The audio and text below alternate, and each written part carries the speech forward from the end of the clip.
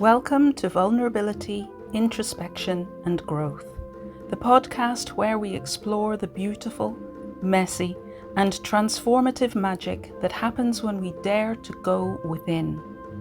I'm your host, Robin Harris, and in each episode we'll dive into real, honest stories from people who've faced their fears, embraced their vulnerabilities and discovered unexpected growth in their personal lives, careers, or businesses.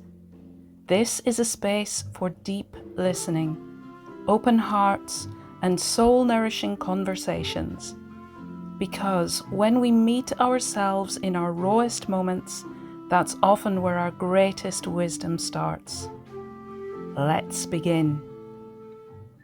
Hello and welcome to another episode of Vulnerability, Introspection and Growth. And I have a real treat for you today because I am joined by Helen Goad. Helen and I met recently on a networking meeting, and then she was doing the talk, and then we had a one-to-one after that because I was so impressed with what she had to share. And I invited her to join us here today. So welcome, Helen. Thank you so much for having me. I'm so excited. I love doing these. They're fun, aren't they? I'm really looking forward to where our conversation might take us this afternoon. And as always, I am going to introduce Helen so that you get a bit of a picture of who she is and what she does. She is a speaker, neuroscience-based practitioner, and former NHS radiographer who helps leaders, professionals, and business owners recognize the early signs of pressure before they become bigger problems. With a passion for helping people feel calmer, clearer, and more capable, Helen combines practical neuroscience with a deeply human approach to understanding how pressure affects the way we think, feel, communicate, and perform. Drawing on her experience in both healthcare and personal development, she helps people notice those quiet signals that are often overlooked in busy lives and demanding workplaces. Through her speaking and work with individuals and organisations, Helen encourages people to slow down enough to notice what matters, trust what they see, and take action before pressure quietly takes its toll. Her mission is simple: to help people thrive, not just cope, in a world that often asks them to keep pushing forward. Helen, you are speaking my language. Thank you. That's introduction sounds great when you hear it kind of coming back at you, sort of a thing. But I think it is such an important thing. I mean, we do live in such a busy world. You know, everything is on the go. Everyone is on the go. It's do this, do that, do the other, quickly do this, quickly do that. That people just don't slow down much anymore. And I think even if we think about the tasks of life, and something that I was talking to somebody about a little bit more recently was, bear with me a moment, but shelling peas. Once upon a time, peas would come in pods and you'd sit down at the table, wouldn't you? And you'd go through and you'd shell the peas, maybe eat a few along the way, sort of a thing. But those little jobs that just get you to just slow right down for a moment, those mundane things that you can just do without thinking. And sometimes that's when the creativity can sometimes really flow within us, or just have that moment to pause and just slow things down a wee bit. Just get grounded and centered and come back to yourself. And I love that example because there's so much within that, isn't it? It's not just the sitting and gently, quietly shelling the peas, but those peas might have been grown in your own garden by your own fair hands. You might have your family, or it might be, I know for me, it was a mother-daughter experience because my mum would have the peas, she'd bring them in, we'd sit there, we'd shell the peas together. Sometimes there would be conversation, then there might be a lull and a pause, and then another bit of conversation. So it was a whole package. And then of course you got to eat the delicious peas and get all the goodness of that food that has been grown in your own garden, that's not overly processed, that hasn't been intensely farmed, so it's got all those nutrients and it's fresh. Oh, absolutely. And you actually, we're going off on possibly a tangent already here, but you actually, when you said that conversation, and that is something that I noticed when my lads were a little bit older and learning to drive. Well, not even, well, even before that, I suppose, car chat. Car chat. It's one of the best places sometimes to have a chat with somebody because everybody's looking forwards. Nobody can escape, as terrible as that might sound. But it's that ability to sometimes. And I remember my son not so long ago going, "Oh, I miss car chats because they're now driving themselves. We don't get as much of an ability to be in the car together. And yeah, they're off having their lives. But yeah, it's those moments, isn't it, where we can just slow things down and just be and just enjoy company or maybe even share a problem or hey, whatever it sort of might be. That's yeah, such a valid point as well. But before we get too far down that particular tangent, let's pull it back a little and just start with the three questions that I ask all my guests, just to help the audience know where are we going with this afternoon, if we can stay on track, and what they have to look forward to. So the first question is, what makes your story relatable for others? So I think my story is a very personal story that kind of life turned upside down a wee bit for me March 2025, so just over a year ago. And I think going through what I went through, and many, many people do, I left a relationship it wasn't a very nice relationship. It wasn't horrendous, but it wasn't a very nice relationship. It wasn't very supportive. 2 weeks after I left, my mum passed away. So there was a lot of upheaval within a short space of time. And a lot of people will kind of go, oh, bless Helen. Oh, bless this. Oh, that must be terrible. But actually, there was a lot that came out of that was a real huge positive, even though it was around some stressful and some sad times. And I think some of it is that ability to sometimes reflect back and go, what did I learn from that? How did that how am I taking that and using my experience to help other people? And I suppose that's one of the biggest things that I kind of was aware of reflecting back over the relationship, how I responded and reacted to things, and how I think people in the workplace do the same, or even in families, absolutely do the same. Yeah, and it's not to take away from the challenges and so on of those big changes and the grieving process that we go through following a breakup, following a bereavement. But being able to hold that alongside of, but it also brought me this. It offered me this opportunity to. And I think there is a saying, isn't there, when one door opens, another one, sorry, one door, apologies, when one door closes, another one opens. And I think sometimes that is exactly what sort of happens in life. And it might be an uncomfortable door that closed, or it might be a door that closed or an uncomfortable thing that leads to something else. There's always a journey. Sometimes it's great. Sometimes it's fantastic, sometimes it's not so great, sometimes it's not so fantastic. And it's the learnings along the way that we take that I think is the most important things at times. True. So then, who do you feel will gain the most from listening in? Who will gain the most? It depends, I guess, sometimes on where they are and what they're doing. So, um, if anybody out there is listening to this who is a leader of whatever description that might be, whether they've got a team below them, whether that's a small business, whether that's a larger business, or even from the point of view of a family member, they sometimes can be classed as leaders, I suppose, in a sense as well.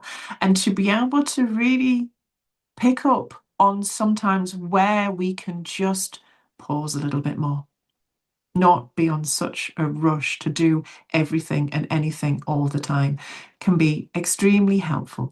But also sometimes being aware of some of the signs and maybe going away with a little question that could be asked that would be helpful, sort of. Yeah, so it can, I think, become from a lot of different angles. And I'm a fan of Brene Brown's work, and she has Dare to Lead, one of her books and teachings. And having explored that, I came to see myself as a leader for me. Each of us is our own leader, assuming that my hope is that I'm always learning and growing and evolving and developing. So in that, I want to be my own leader. And obviously, I can follow others as well as much as I choose to or they resonate for me. But by and large, I am my own leader. We all are our own leaders, or we have that potential to be. So, yeah, anybody can be a leader. Absolutely. Sorry to butt in, but if you think about starting with yourself, I say that's the most important person to start with. Because when you're the best version of you, everybody else around you sees and gets that best version of you. If you're hanging on by your fingertips because you're too busy doing what everybody else wants and not really leading from yourself, then people aren't getting the best version of you. Yeah, yeah, so true. And what do you hope people are going to take away from listening to this conversation? My my hope is that it's that it maybe sounds a bit awful in a sense, but permission to pause. That it's okay to pause. That actually the message out there of do, get on with it, crack on, keep going, actually, in the bigger picture of things, really isn't helpful. And that moments of pause, and it's not necessarily stopping. It doesn't, sometimes people can think, oh, I've got to stop. It's not necessarily that. It's just sometimes slowing things down and having a wee pause. That pause can be going and standing at the door and having a moment of sunshine on your skin. It can be, what's a lot of people sort of tend to sort of go down the route of, oh yeah, spa weekend. I mean, if that's your thing, great. It's not my thing. But if that's what your pause is, fantastic. If it's a cup of tea and a slice of cake, whatever that, if it's to sit and watch some trashy type telly, whatever it sort of might be, it's to slow things down your way. Absolutely. And I love that you're saying there it doesn't have to be stopped, because to stop can feel overwhelming in itself, can't it? Particularly if you have a long to do list or you're a carer or a parent, then that just might feel like it's not an option. I can't do it. But I sometimes talk just even about the micro pauses, just I, for breakfast every morning, my cuppa is green tea with jasmine Oh, I love it. because I love the smell of it. I love the taste of it. And so micropause for me might just be that moment of taking in the aroma, tasting that first sip and appreciating it, and then move on. And that sort of a thing can be extremely helpful. So if I just slow that down just for a moment, and if we just rewind and go to the point of literally going, okay, that's my favorite mug. I'm going to have it in my favorite mug. I'm going to look at it, I'm going to feel it, it's cold, and you place it on the side and you put the tea in it. You fill the kettle up with water. And if you really slow that process down, and I don't mean do it slowly, I mean slow it down to the point where you're aware of every step and every moment of what you're doing. You can feel the weight of the kettle as it has a bit more water in it. You listen to it as it boils and it clicks, and watch the steam. And if it's a what I would call a normal cup of tea, i.e., sort of black tea, you watch it. For me, making a cup of tea's colour, and you get it to the right amber shade. Whether you like it. I'm a weak tea person, so I don't like it too dark. I don't have milk in it, but if you do, it's putting the milk in. There's the whole process around all of that you can actually pause whilst doing. You're using your senses in that moment or those moments and just allowing your mind and your body to just slow down and use, as I said, a task, a very menial task that you're doing, to have a moment of pause and then obviously enjoy a lovely cup of tea. And it is that I'm being present with each step of this process, because so often we can be doing 100 million things at once. Well, the kettle's taking a long time to boil. I'm going to go off and do this while that happens. And then, right, the kettle's boiled, so now I need to pour while I'm stirring something. Oh, for goodness sake. we can get so caught up in all of these things that we're not actually really present for any of them. So when that happens, then I maybe get distracted from the kettle and it's gone to being a little bit too cold for my tea because I like my tea piping hot, or the thing that I'm stirring, I turn away to lift the kettle and I slop. Yes. So It all true, begins isn't to it? go a little bit awry. Yes. I was told once upon a time, I thought it was quite a good way of putting it. There's no such thing as multitasking. It's called time splitting. And you've just highlighted it beautifully. But sometimes that time splitting actually can mean that something drops a bit and isn't as helpful as it used to be, and sometimes causes more problems, like having to clean up the slop. My mum always used to say more haste, less speed. Yes, indeed, indeed. And some of those old sayings are the best. Spot on, aren't they? And you often talk about helping people to notice those early signs of pressure before they then become those bigger problems. So, looking back at the early days of your own journey, what signals was your body sending you that you didn't initially recognize as being those calls for attention? So for me, I have noticed a lot in life that we are often very good at noticing things in others that we are than we are in ourselves. It is one of so I often talk a lot about being aware of what's going on around you in the hope that that helps people to reflect a little bit more internally. But it wasn't until afterwards that I reflected back and went, actually, I did everything. I took on everything.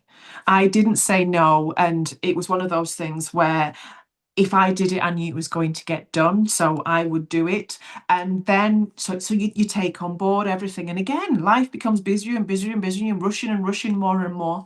And then it's a case of I started then to sort of, in a sense, retreat within, not in a way of not being in the world, but in a way of going, actually, in these moments, in this environment, there is no point in me sort of stepping out and doing. There's no point in me now helping them with X, Y, and Z because everything was falling on deaf ears. So it was a case of I got to the point where I realized that I wasn't giving anymore. I was still doing all the doing, but I was actually retreating within and going, there is no point in battling this anymore because this is getting me nowhere fast. I've helped with this, I've helped with that, I've advised with this, I've given tools, I've given tasks, I've given this, I've given that. Nothing worked. They never listened, they never took anything on board. And then you would sometimes get that moment of, oh, they've heard that from somebody else and they're listening, but I've said that umpteen times and nobody's, it hasn't been taken on board. And all these things are just kind of, you just retreat that little bit further within. And that, why am I bothering? What am I doing? And for me, a lot of it was a lack of support as well, that support wasn't there. I stepped up, I supported, but didn't receive it back. So realized when I reflected back that one of the biggest things for me was like, I went quiet because what was the point? And literally stopped talking, stopped advising, just continued to do the things that needed to be done so that things could progress and keep moving, but just didn't step up anymore, just didn't sort of do that extra bit. Again, it fell on deaf ears, so it was pointless. I resonate with that very strongly, but it sounds to me like again, Brene Brown, she talks about how we armor up or we puff up or we shrink and retreat. And that sense of, I'm just going to put my head back down behind the parapet. I'm going to put head down, blinkers on, and just keep going because it's the only way I know, because things need to be done, particularly when you are a parent and you've got your kids to get to school or get to the after school activities or feed or do their washing so they have a uniform for tomorrow or whatever it is. And those things they always seem to present at the last minute. Mum, I've got a dress up day tomorrow, book day. I have to appear as something Yes. or it's Yes. sports day tomorrow. Haven't you got my kit ready? One of the things as well that I noticed that there were times when I did ask for that help and that support. For example, can you pick the kids up from school? I didn't ask for it very often. It was a handful of times I asked, could you pick the kids up from school? And it was like, oh yeah, no problem. But can you text me to remind me? So I'd taken a job, put it on somebody else's plate, i.e. the ex, so that he could then do his bit, But then suddenly it's put back on my plate to go, could you text me to remind me? So it's that, then you kind of go, well, what is then the point? Sort of a thing. And start to learn that it's pointless. You might as well just do it yourself anyway. Haven't you got a phone? I mean, I'm texting you, therefore I assume you have a phone. Does it not have a calendar? Does it not have reminders? Can't you set that up for yourself? That's the whole point, isn't it? It's the really simple things sometimes that just Yeah. kind of, for what better way to put this, just sort of tip you over that edge a bit that you just want to scream and shout. And but you know that even if you did do that, it would probably end up being turned around somewhere to be your fault and all about you and da da da da. So again, you just retreat within. And I think what you said about the Brené Brown thing, the both is that survival mechanism. It's puff myself up to survive, to be there, or to actually retreat to survive, because that's the only way to kind of get through. Yeah. And it's not to say that we always use one or another. We may choose different ones in different situations. But for me, it Mhm. was recognizing those patterns in myself and, oh, that I'm doing that because it's survival, because I feel X in that situation. And that was very helpful for me for the self understanding side of things. And you've spoken, obviously, about those times when we go silent, when we retreat, when we put our heads down just to get on and get through the day. So, what have you learnt about the relationship between pressure and self expression and ending up losing touch with who we actually are through your journey? I think the thing is it's often a bit of a drip feed of this sort of a thing as well, isn't it? Not nobody ever wakes up in the morning and goes, "Wow, I feel really different.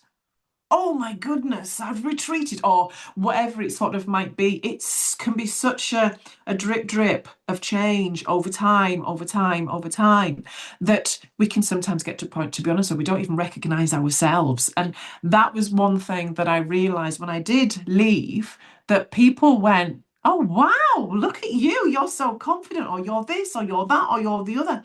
And again, sometimes it's not until after the event that you can kind of notice things that little bit more. And again, that's why I talk about that notice earlier, because it can be really difficult sometimes to be aware of that. So if you've got somebody, if I just, whether it's in the family or whether it's in your team or at work or even in your network, if you're a small business and you do networking and things, somebody that you kind of used to see on a regular basis, but suddenly either A isn't there as often, or B isn't maybe as chatty, or the energy just somehow doesn't kind of quite feel sort of right, then listen to that gut feeling, if that's what you want to refer to it as, like that little message inside of you that goes, oh, that doesn't feel quite right for them.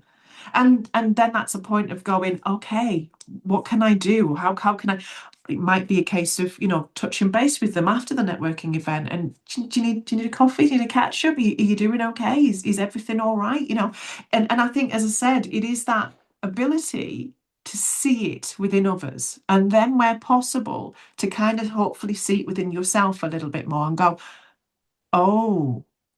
Oh, have I done a little bit of that? Oh, I'm not showing up networking quite as much as I used to. Or, oh, I was the one that used to organise the, hey, 10-pin bowling once a month, and I'm not doing that now. And again, it's always easier in others than it is to sort of see and be aware of it in ourselves. But if somebody says something to you, maybe that's a sign, oh, Robin, we haven't seen you for a little bit. And you might have been, hey, you might have just been busy. Life might have just been busy, and you go, yeah, I'm great. Thank you for checking in. It's just been busy because of X, Y, or Z. But also, maybe you've gone a little bit quiet because the energy just hasn't been there, feeling a bit flat, feeling it harder work to do the simple things. For example, let's say you love walking in the woods and you realize you've got to the end of a couple of weeks and I haven't gone out for a walk. And you can't blame the weather. As we sometimes say here in Cumbria, there's no such thing as bad weather, it's just incorrect clothing, kind of thing. But it's when or it might be that we're looking for excuses not to do. And that's one thing that I really did notice. So I bought my own property in October, which I love to bits, so over the moon with it. But I realized over the winter months that I kind of sort of hibernated. And I'm like, I need to be careful of this because my house is becoming a very safe place, which is lovely and absolutely fine. But is it becoming too safe that I'm now not getting out? I'm not meeting people. And I started Rounders a few weeks ago. I think it's been going a couple of months now, or maybe 2.5 months, and it's getting around different people and doing different things. And I saw it earlier in the year, and I thought to myself, yes, Helen, you're going to do that. It's not, oh, I might. It's no, you are going to do that because that's going to be great for you. It's going to be great fun. You're going to meet new people. So blinking well, get out there and do it. And I think that was one of the big things for me of stepping up and doing, not just necessarily things that I didn't do because of the lack of support in the relationship, but doing the things that I do now that I would love to have done, but never did. And going, just do it. Yes, it might be a little bit nervous. It might be a bit, squeaky bum time and all that kind of a thing. If it goes wrong, it goes wrong. 9 times out of 10, it is not going to be life and death. I remember when I was starting out my journey, I was working with somebody who said, right, we're going to make this a non-negotiable for you. And you're going to walk every day in the park. Like you said, doesn't matter whether it's sun, hail, rain, whatever it is. And I totally agree. Coming from Northern Ireland, when it's raining, it's liquid sunshine. And since we've moved here, my life is so much more outdoors, and I have discovered how good that is for my sense of well-being, because I get natural light and movement and exercise and all of those things just naturally. I'm not somebody who's very good at doing things because I should, should in inverted commas, but because I've got a purpose, an actual Yes. purpose. Like I need to keep the garden in check or look after the animals or something like that. I'm so much better at doing all of those things if Yes. that's going on for me. But also the things you were saying about just checking in sometimes with ourselves or noticing, ooh, has been happening. For me, it can sometimes be, I notice I don't have the energy for that right now. Or, oh, not another email, please. I just, when you just feel like I'm running on empty already, or I've given so much this week, I don't feel I'm on fumes now, I have nothing left to give. That's the little sign to just plug in, recharge, refill my cup, whatever it might be. Because we're not designed to give, give, give, do, Mm. are we? That is so true because again, it comes back to looking after yourself, as I said earlier, isn't it? If you give all your energy out to everybody around you, then what's left? And I started talking about this. I remembered something, and I started talking about it a little bit more recently to clients and people around me.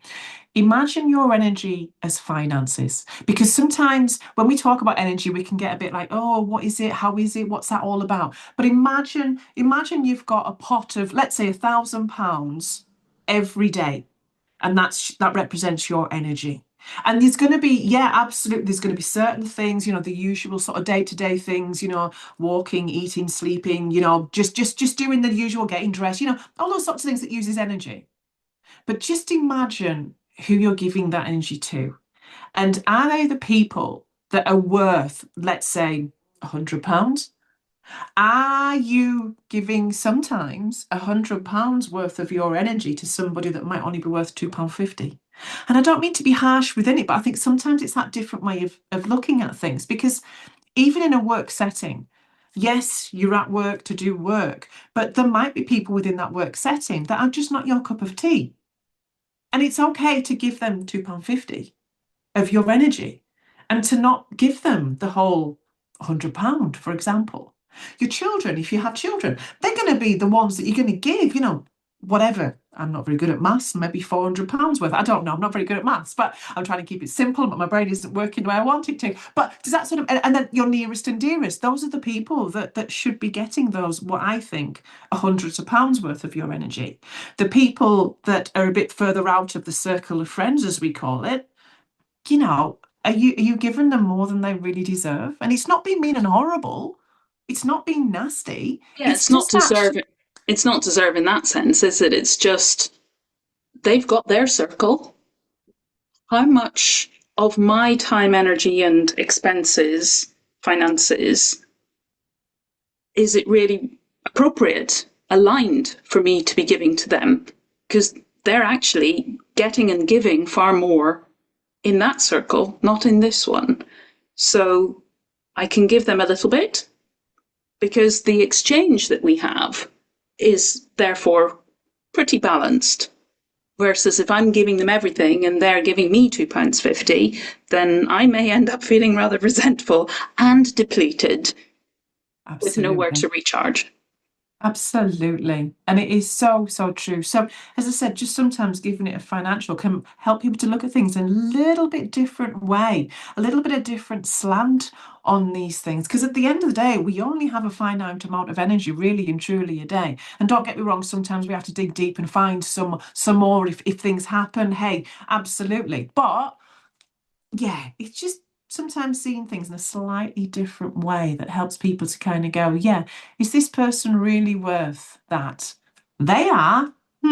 They might not be worth quite that much. Not that they're, not worth anything. It's just that I might be giving a little bit too much away in that side and that area of life.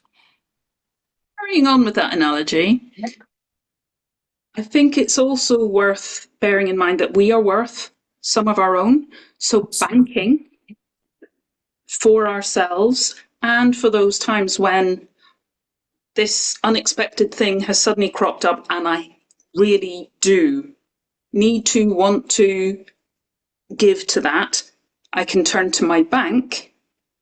And so, like, when we get a leaky roof or something in the house and we do have to go somewhere, if I've already allocated most of my month's money or it's the end of the month, oh, I've got my savings, it's okay, I can draw on that, we can get the roof fixed. So I think to have that bank in these terms as well, because I've known in the past where I have felt if something goes wrong, like if my mum took sick or the dog took sick or something, I have no capacity left. So Yes. to remember that we are worth our own investment as well. Absolutely. I love the way you put that. I heard something the other day, and apologies, I can't remember who it was. I think it was just probably an Instagram reel or something like that. But talking about energies in the more negative sense and sort of saying that, look, when we take on board the negativity, it's a little bit like interest in the bank. If we don't expel it or express it in that moment, then it takes on interest. But I think if we were to look at that in the other way, of going, if you actually fill yourself with the good stuff, the hope is that that would take on a bit of interest as well and actually allow us, like you said, to have those reserves when and where is needed and know that we've got a little bit of a buffer that if life does, because life does throw yucky bits and bobs, doesn't it? It's not all a walk in the park. There are curveballs that absolutely do and have happened to all of us. And if, yes, that reserve helps then to navigate it. I always say in life, if we can feel the way that we want to feel in a scenario or a situation, we will navigate it much easier. Doesn't matter how bad that might be or how horrible that might be. If we are able to be less emotional, I don't mean that in a terrible way, but I mean that as in the extremes, the less anxious, the less stressed, the less overwhelmed that we are in these situations, the more we have the ability to access the logic. And often when life does kind of throw curveballs at us or round us or in us or whatever you want to look at it, that's when we actually need the logic to help us navigate through it. So if you're feeling the way that you want to feel or the best that you can in that scenario, in that situation, then it helps to navigate through. Even with sort of grief and sadness, whether that's losing a job, whether that's losing a family member, a pet, or whatever that might be, there's still things that need to be done within that. And if we are so overcome by grief, and I'm not saying this is a right or wrong, but if we're so overcome by grief, then we might not necessarily be able to, for example, if it's a pet, be able to sort out a funeral if that's what you want to do for that, or some sort of celebration of their life. You might feel so overcome by that grief that you can't do what you want to do.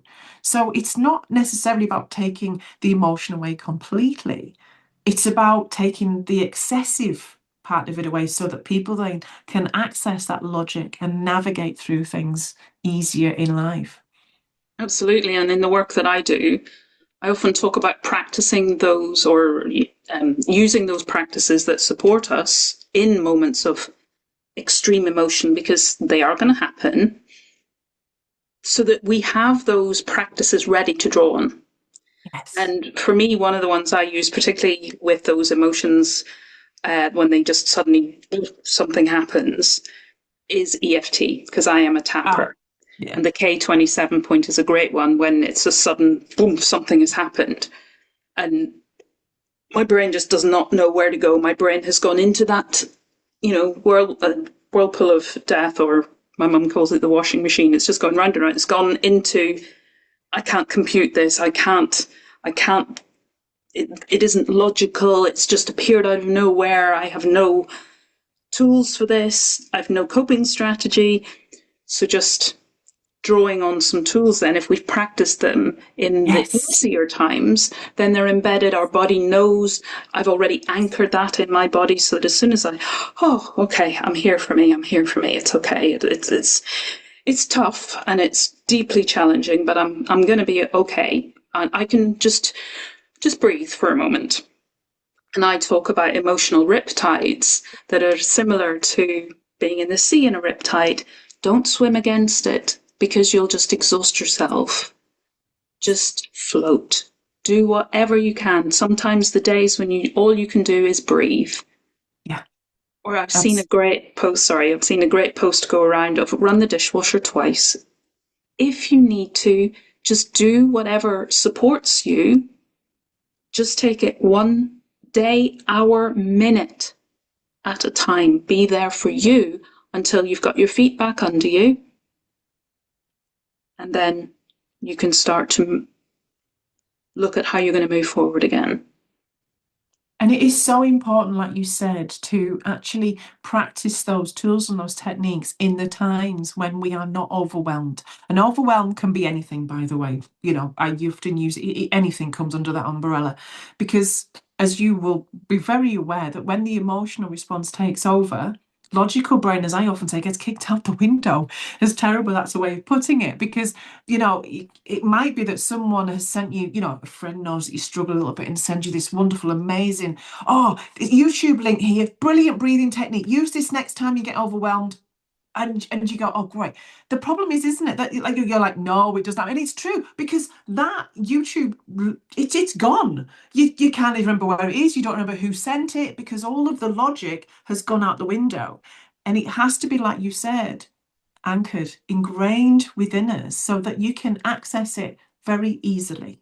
And you don't have to sort of think in a sense about it. It's just there. And you will be very aware, and I'm sure people out there, the more you use something, the easier it becomes to access and use at the times that we kind of really do need it. And because it's already ingrained in your Yes. very cellular memory, as soon Yes. as you start it, your cells go, I know this. This is the thing that Yes. makes me feel better. So it's Yes. like a smell of coffee will bring back Mm, memories. Or for me, the smell of furniture polish, because my grandparents' house always smelt of furniture polish. And every time we visited, it was like, oh, because for that was, me, home was stressful. Going there was not stressful. Going there was, oh, I can just be me. I can just be a child. yeah. Yeah, yeah, yeah. Lavender. Lavender for me. Lavender's for me, and I can still see it. It takes me back to my grandma's house. In her bathroom, she had a tin of lavender talc that sat on the side. And I know that I was about 10 when she moved out of that home. But I still remember and I'm still transported back there in an instant. And it's the way that the brain works around these things. And when it's positive, it's great. When it links into negative, that's not quite so helpful. And often why I say in some situations we don't always appreciate some of our past stuff that can come and bite us in the bottom, so to speak, without us even realizing it, because the brain has connected things in and doesn't do that time sort of scale around it all. And if the thing that it's connected to happened before we were say 2 years old before we had that logical, I mean, 2 years old, you don't necessarily have the same logic, but you at least start to have language, and Yeah. hopefully you've got a parent who talks you through things. But if it's that prelingual age, or up to 7 when we're just taking things in and not Yeah. filtering them and logically rationalizing them, if it's before that, we just store it as emotion. Yeah. It's just in the cellular memory. So if something reminds us and reactivates that memory without that logic rational, oh, I see what happened there, but it's just, ooh, it just landed somewhere.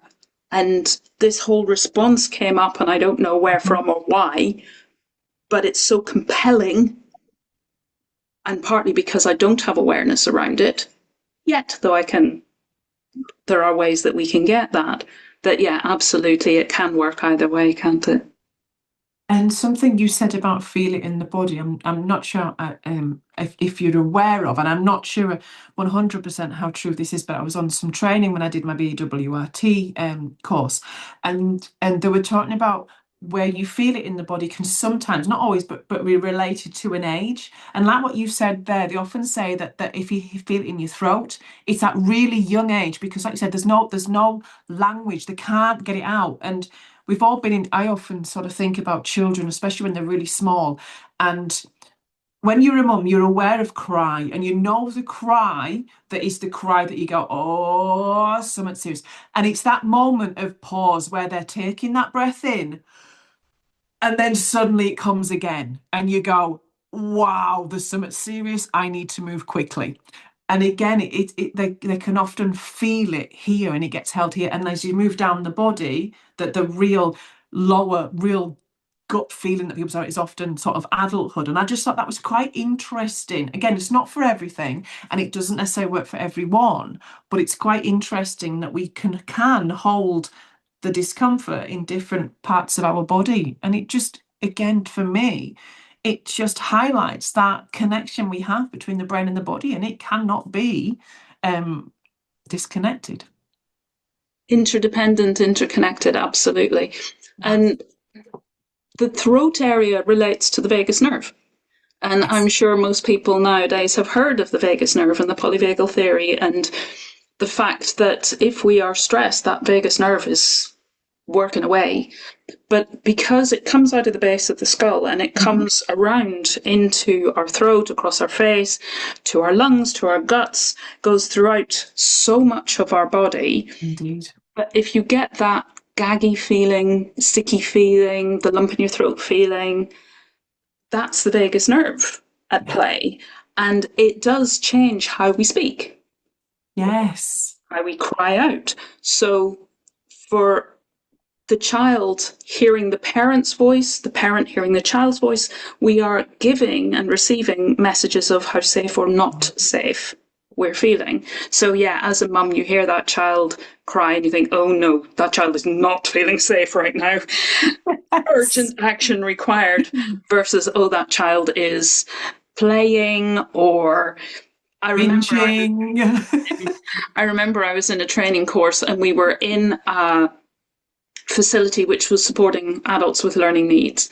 And so it was a residential place for them. So they were outside and we could hear them through the window. And the trainer just said, right, we're going to pause for a moment. Is that happy sound or is that a worried sound? Happy sound? Yes. But we know this instinctively Yes. because we are Yes. programmed.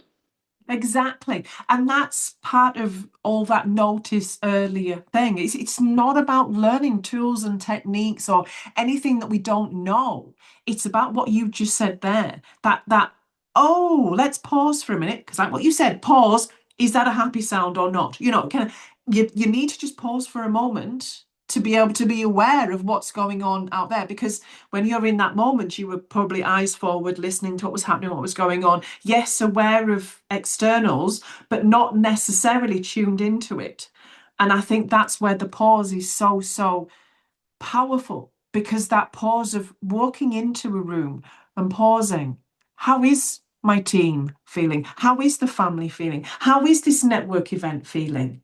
What is happening? What is going on? And taking a moment and allowing, because I could be wrong here, and it's just my thoughts that we've lost that connection with that sort of senses, because again, so busy on the go, run, run, run, do, do, do, do, do, that we've forgotten in a sense to listen to ourselves, whether that's the chest, whether that's the gut, whatever that kind of might be, but to go, yeah, this energy feels a bit flat.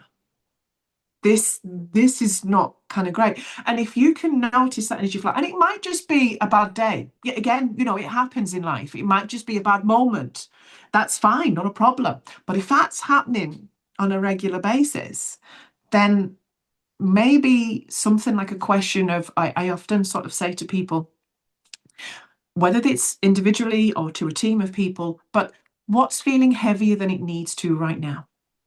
It's that ability to just go within. It's not what's the matter, what's going on, how are you, or anything like that. It's that what is feeling heavier than it needs to right now. And even anybody that's listening to that now, what came up? Was it a feeling? Was it a thought? Was it a sense? Was there something that popped into your head and went, oh yeah, that's a bit heavy at the minute. It might be that there's something can be done about it. It might not. But again, awareness, acknowledgement can be a starting point, and a really important starting point to make things move forward. So yeah, it's just that getting back to basics, I think. And I think it goes back to what you were saying towards the beginning. It's that permission. Like permission to, right, I'm just going to pause a moment and I'm just going to tune in and see how I feel and how things feel. And I think we are so conditioned not to listen, not to trust our body. Various things, I don't want to go into that right now, or we'll go right off on a tangent. But we are kind of covertly taught not Yes. to listen to, trust our body. But the invitation in this conversation, I think, is you can take back your permission to pause, your permission to listen in, and even just notice how often does it prove, which, I've heard so many people say, I should have listened to my gut because Yeah. that turned out to be the case. But even just permission to be curious. I feel today like the energy is flat, or I feel today like something's brewing. You can walk into a room and you can sense if there's been an argument in here or people are happy today. What's going on? What's the buzz? And I love the question that you ask because there's no judgment in that question. No. And when we ask that question, it is about, right, where can we get curious? Yeah. Because curiosity opens. Yeah. Potential possibility, learning. So, conversation. yeah. Exploration, because it doesn't have to be, we have to find an answer. I've been writing on Substack about just asking questions that open, not questions that close, not kind of that why that can feel so accusatory and you're looking for somebody to blame here. But just those curious, like, what is feeling heavier than it needs to right here, right now? That's interesting. Can we brain dump on this one? Can we have a conversation? What's feeling heavy for you? What do you think it might be? Or what's your experience? And just that sharing, because many heads, and we may discover there are a few things going on, but then it is that awareness that, right, we've got something to work with now. We know where we can target our activity or our quietness, depending on what we want. So this has just been an amazing conversation, and I could carry on for hours, certainly listening to all that you have to share. But unfortunately, we are out of time, and we do need to draw this to a close for today anyway. But I'm sure if other people are listening in and finding this as intriguing as me, they are going to want to connect with you, Helen. So would you please share where the best place is for them to find you? The best place to find me is good old LinkedIn. I spend a good amount of time on LinkedIn. And yeah, just search Helen Goad and you will I don't think there's many. Actually, people were searching at the weekend for me, and I think there was only two of us that cropped up. So you should be able to find me quite simply and quite easily on LinkedIn. I am on Instagram and I am on Facebook as well. But yes, LinkedIn is my kind of go-to. Thank you. And as always, I will share Helen's links in the notes below this episode. Thank you so much for joining us. If you have enjoyed this session, don't forget to hit subscribe and maybe even share with a friend, somebody you think might like to listen in as well. And maybe see you next time. Bye for now. Thank you for joining us for this episode of Vulnerability, Introspection and Growth. I hope it's given you a moment to breathe, reflect, and perhaps even see your own story with a little more compassion. If you find this conversation meaningful, I'd love it if you'd share, subscribe, or leave a review. It helps others find their way here too. Until next time, take gentle care, and remember, the journey inwards is where the real growth begins.